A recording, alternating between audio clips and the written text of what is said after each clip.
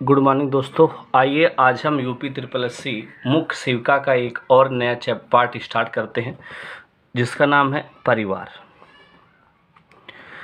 परिवार को अंग्रेजी में भैया साहब कहते हैं फैमिली, ठीक है। लेकिन ये किस भाषा का शब्द है ये पूछा जाए तो भैया ये लैटिन भाषा का शब्द है। कहाँ से आया है? लैटिन भाषा का एक शब्द है फैमुलस, ठीक है, जिसका अर्थ पूछ ले भैया होता है नौकर। ये इसका ये हो गया, ठीक है। और ये फैमुलस कहाँ लिखा गया है? ये ठीक किताब है भैया, उन लेखक का नाम रहा एल्मर। एल्मर का किताब रहा साइकोलॉजी ऑफ फैमिली।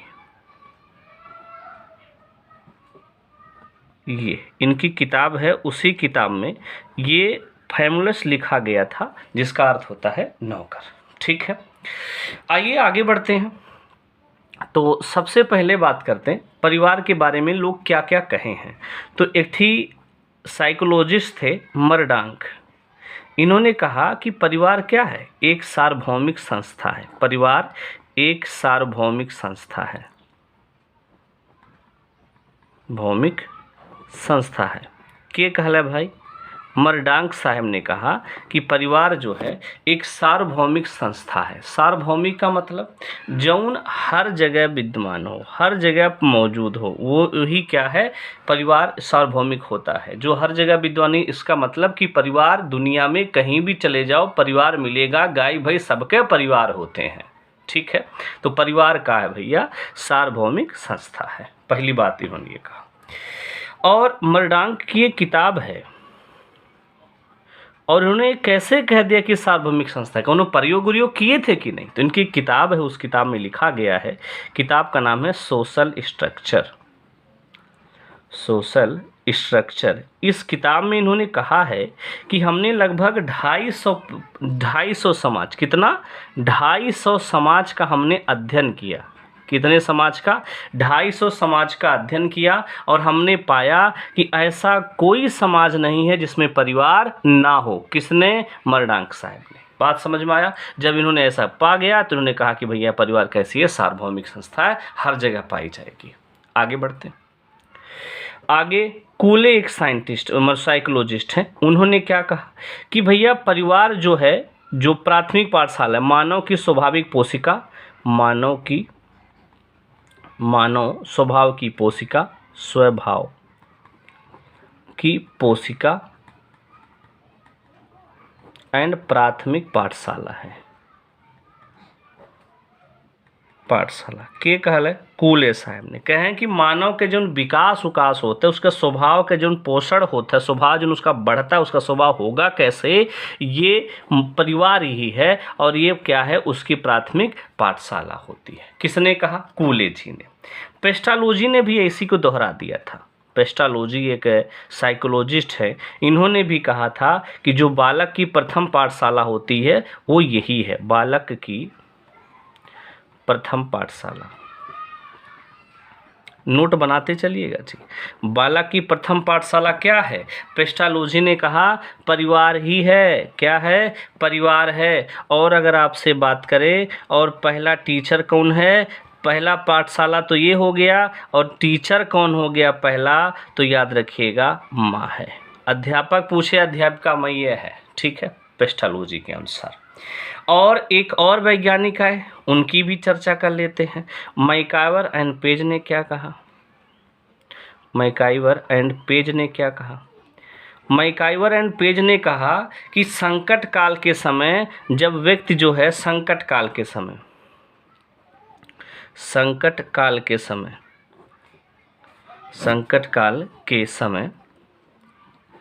व्यक्ति देश के लिए युद्ध करता है।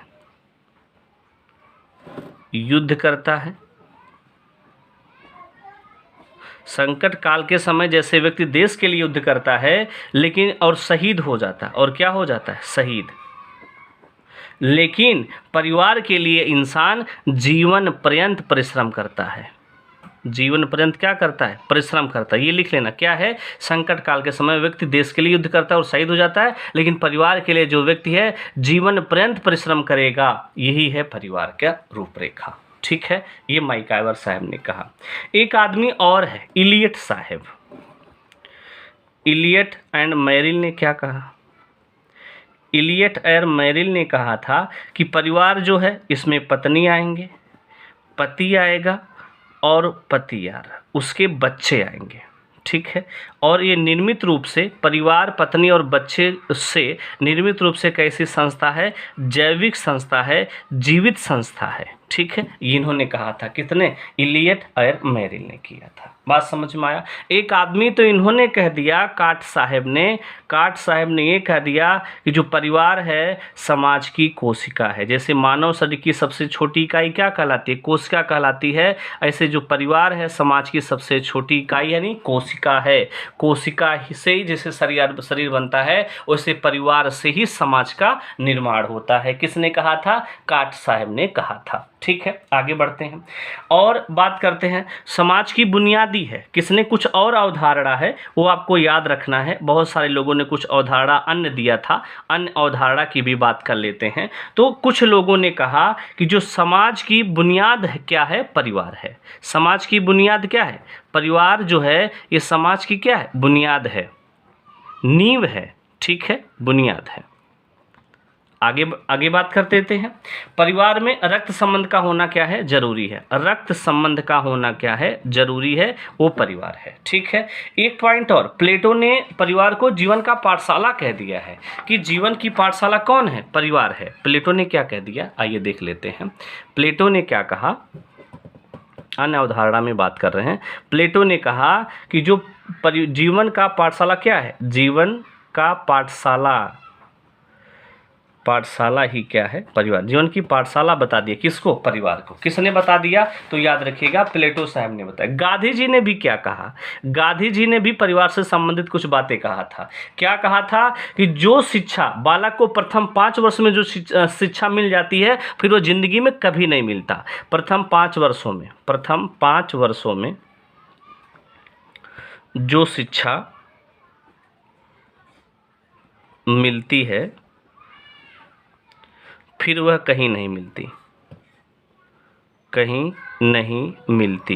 ये किसने कहा था, गांधी जी ने। मतलब जब बच्चा झीन बा, परिवार में बा, अपने स्कूल लाए गेल बा, तो जो शिक्षा यहाँ मिल जाएगी वो फिर जिंदगी में कभी नहीं मिलती है। ऐसा किसने कहा था, गांधी जी ने। परिवार ही जो है बालकों को अनौपचारिक शिक्षा देते, किसको नमस्कार करना है, किसको चाचा कहना है, किसको बाबा कहना है, किसको दादा कहना है, ये सारा अनौपचारिक शिक्षा होती है। बात समझ में आ गया जी। आगे बढ़ें, आगे चलें जी। हाँ, आगे चलते हैं। परिवार के कार्य क्या होते हैं, परिवार के कार्य क्या होता है, परिवार के कार्य क्या होते हैं। तो एक साइकोलॉजिस्ट हैं मैकाइवर एंड पेज ने क्या कहा, मैकाइवर एंड पेज ने क्या कहा कि जो परिवार के 2 कार्य होते हैं। कितने कार्य होते हैं, 2। एक आवश्यक कार्य, पूछ लेगा मैकाइवर पेज के अनुसार कार्य कितने प्रकार के होते हैं, 2। एक अनावश्यक कार्य। कहोगी ये कौन सा है, आवश्यक कार्य में, तो आवश्यक कार्य में आर्थिक व्यवस्था करना। क्या, आर्थिक व्यवस्था करना। आर्थिक व्यवस्था का मतलब वही रोटी कपड़ा मकान, यानी रुपया पैसा धन दौलत, ये सब का क्या करना, व्यवस्था करना। रुपया हो गया, मकान हो गया और रोटी हो गया, खाना हो गया, ये सब का व्यवस्था के करी, परिवारत करी। दूसरा चीज़ बात करते हैं, शिक्षण की व्यवस्था। किसकी, शिक्षण की व्यवस्था करना। मतलब पढ़ाई लिखाई लइकन के और सबके पढ़ाई व्यवस्था परिवार कराला। ठीक बा, कि बाबू फलाने जी हैं दिल्ली लखनऊ पढ़े, केहू कानपुर पढ़े जाए, केहू कहूँ जाए, इस सबके परिवार खेत बाड़ी बेचा या उखड़ी पैसा वो निकाला, इस सबके व्यवस्था परिवार करी। ठीक बा। और चीज़ क्या होती है, लैंगिक व्यवस्था करना।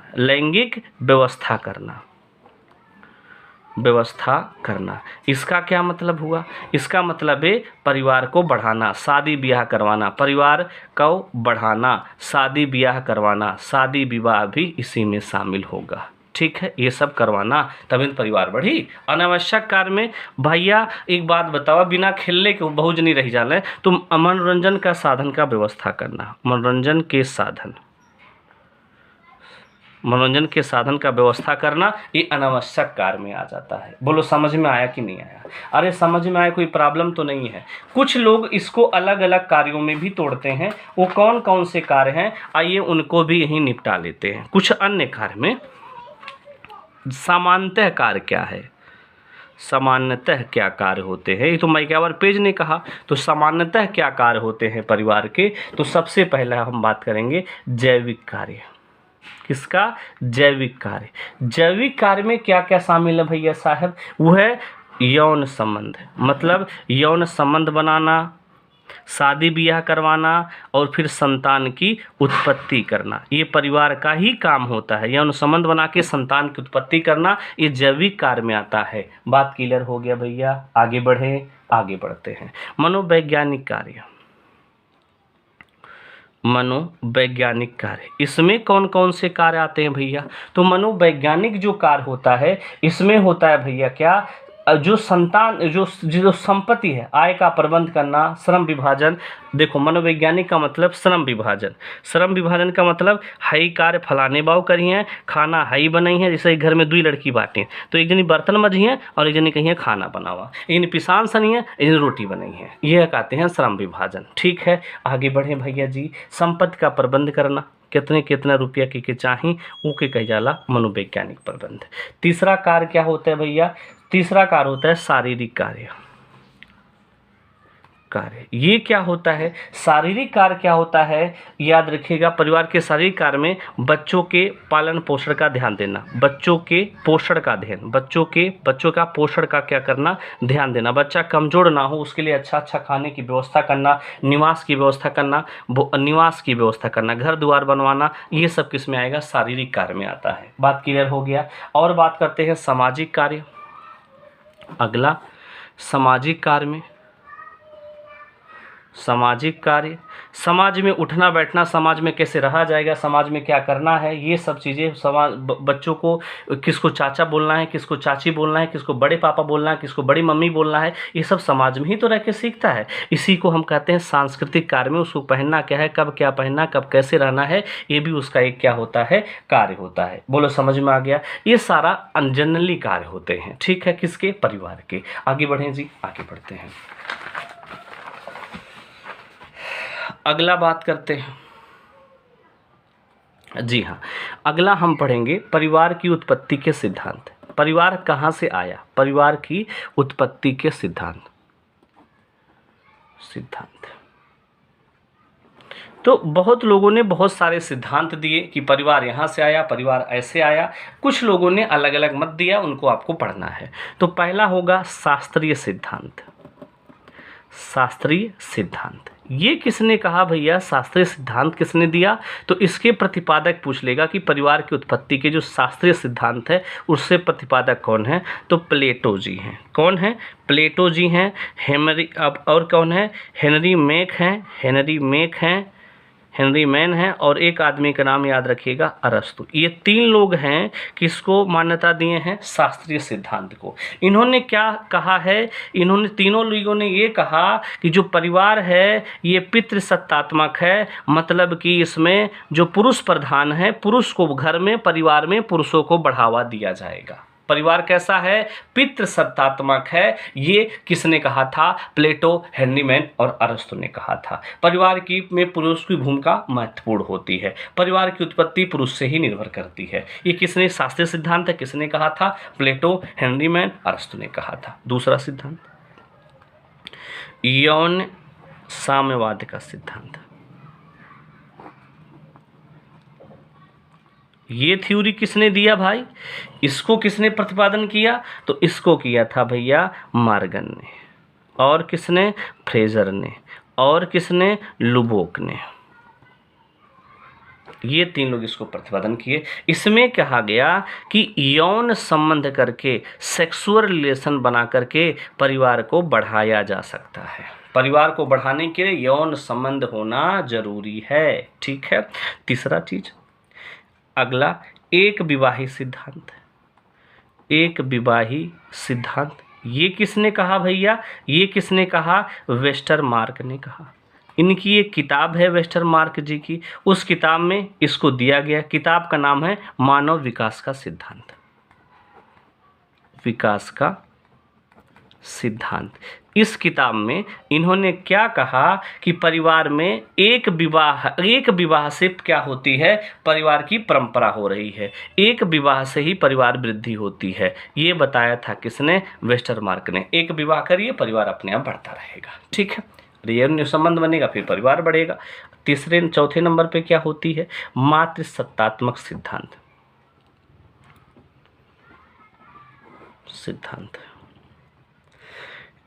इसके प्रतिपादक कौन है भैया, इसके प्रतिपादक हैं ब्रीफाल्ट।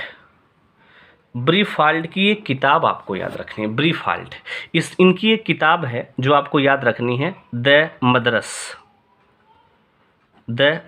ये किताब का नाम है। तो ब्रीफाल्ट ने कहा था कि जो परिवार है, अभी पीछे पड़े हो प्लूटो हेर्नीमैन ने कहा था पितृसत्तात्मक, और इन्होंने क्या कह दिया कि परिवार में माता ही सब कुछ है, उसी की भूमिका सब कुछ होती है, परिवार माता से ही बढ़ता है। किसने कहा था, ब्रीफाल्ट ने। एक आदमी और आए, टायलर ने, इसी में थोड़ा जोड़ दिया, कहा कि पहले परिवार मातृसत्तात्मक थी, बाद में मातृसत्तात्मक और पितृ का क्या हुआ, मिश्रण हो गया। ठीक है, और आज क्या है, पितृसत्तात्मक है, मतलब जो हमारा समाज है वो पुरुष प्रधान है, पिता के नाम से बच्चों को जाना जाता है। ये पॉइंट याद रखना है। ठीक है, अगला सिद्धांत की बात करते हैं, प्रगतिवादी सिद्धांत। प्रगतिवादी सिद्धांत ये कौन सा सिद्धांत है भाई, इसको किसने बढ़ाया था, ऑगबर्न एंड बार्ड ने बढ़ाया था। ठीक है, इन्होंने क्या कहा कि जो परिवार का विकास होता है, परिवार का विकास एक सरल रेखा में होता है, एक सरल रेखा में होता है। किसका विकास, परिवार का। किसने कहा, ये भाई ऑगबर्न ने कहा। जैसे पहले एक पुरुष प्रधान होगा, फिर इसकी शादी एक महिला से होगी, फिर दोनों यौन संबंध करेंगे, फिर संतान की उत्पत्ति होगी, फिर इसकी शादी होगी, फिर अगला संतान बनेगा, इसी से परिवार का विकास होगा। इसी को कहा जाता है प्रगतिवादी सिद्धांत। ठीक है, आगे बढ़ते हैं। एक सिद्धांत और है जो आधुनिक रूप से चल रहा है, जिसका नाम है उद्विकास का सिद्धांत। उद्विकास का सिद्धांत, ये इसके प्रतिपादक कौन है, तो याद रखिएगा मैकलीन, ये इसके प्रतिपादक है। ठीक है, और इसकी व्याख्या किसने किया, व्याख्या इसका मार्गन ने किया।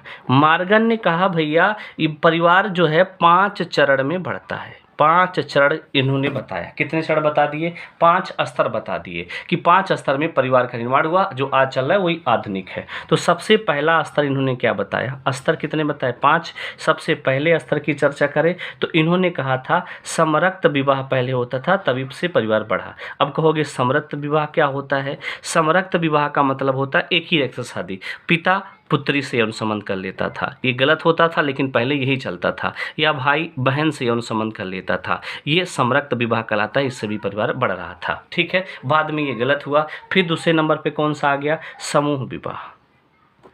समूह विवाह, ये समूह विवाह कहाँ कहाँ चलता है, तो समूह विवाह ऑस्ट्रेलिया में पढ़ाए थे, माओरी जनजाति करती है। ऑस्ट्रेलिया में माओरी जनजाति आपका ही करती है समूह विवाह। और क्या ब्राज़ील में कौन सी, काइगन जनजाति करती है। कहाँ की, ब्राज़ील की काइगन जनजाति। और एक है चुकची जनजाति, कहाँ की, साइबेरिया की। साइबेरिया की क्या, चुकची जनजाति समूह विवाह करती है। मतलब कि एक पुरुष की शादी हो गई, विवाह एक ही स्त्री से होगा। जैसे ये देख लीजिए, एक पुरुष यहाँ है, इनकी शादी हो गई, इनसे शादी हो गई, तो इस यहाँ पे जितना भी पुरुष होगा और यहाँ पे जितनी लड़कियाँ होंगी सबसे यौन संबंध कर सकते। विवाह एक ही से होगा, लेकिन जितने भी लोग हैं यहाँ से सभी लोगों से यौन संबंध बना सकते हैं। यहाँ जितने लोग हैं यहाँ सभी लोगों से यौन संबंध बना सकते हैं। पीछे विवाह में आपको डिटेल में वहाँ पढ़ाया गया होगा, प्लीज़ आप वो वीडियो जरूर देखें, समूह विवाह क्या होता है। ठीक है, तीसरे नंबर पर तीसरा स्तर इसका क्या होता है, तीसरा इसका स्तर होता है सिंडे इस्मिन परिवार। ये क्या है भाई, सिंडे इस्मिन परिवार क्या होता है, इसमें भैया साहब ये होता है विवाह तो एक ही स्त्री से होता है। ठीक है, विवाह एक ही स्त्री से होगा, लेकिन जो पुरुष होगा वो सभी से यौन संबंध बना सकता है। परिवार सभी समूह के जितनी भी विवाहित स्त्री होती है, जितना भी एक पुरुष जो है एक फैमिली में जितनी भी विवाहित स्त्रियां होती हैं सभी से यौन संबंध बना लेगा। इसी को कहते हैं सिंडेशन परिवार, और अपना परिवार बढ़ा लेगा। ठीक है, आगे क्या है चौथे नंबर पे? चौथे नंबर पे क्या आता है? पितृसत्तात्मक। इसके बारे में तो भी पढ़े हैं कि यहाँ पे कौन होगा? पुरुष प्रधान होगा। कौन प्रधान होगा? पुरुष प्रधान होगा। और फिर 5वें नंबर पे क्या आया? एक विवाही परिवार आया। मतलब अब यहाँ पे जो हमारी हिंदू विवाह अधिनियम है 1955 के अनुसार एक पति और एक पत्नी को मान्यता दिया गया। यही है एक विवाही परिवार। और इससे परिवार जो आगे बढ़ेगा, इनके जो संतान उत्पन्न होंगे, फिर इनकी शादी होगी एक थी, फिर आगे शादी होगी, इसी को कहा जाता है एक विवाह। और इससे परिवार आराम से आगे बढ़ता रहेगा। बात समझ में आ गया? तो ये रहा आज का हमारा परिवार का पहला लेक्चर। वीडियो पसंद आए तो फिर लाइक से सब्सक्राइब कीजिएगा। इसका नेक्स्ट पार्ट, दूसरा पार्ट जिसमें परिवार के प्रकार पढ़ाएंगे, वो कल आपको मिल जाएगा। वीडियो पसंद आया तो प्लीज़ लाइक शेयर सब्सक्राइब कीजिएगा। थैंक यू, धन्यवाद दोस्तों।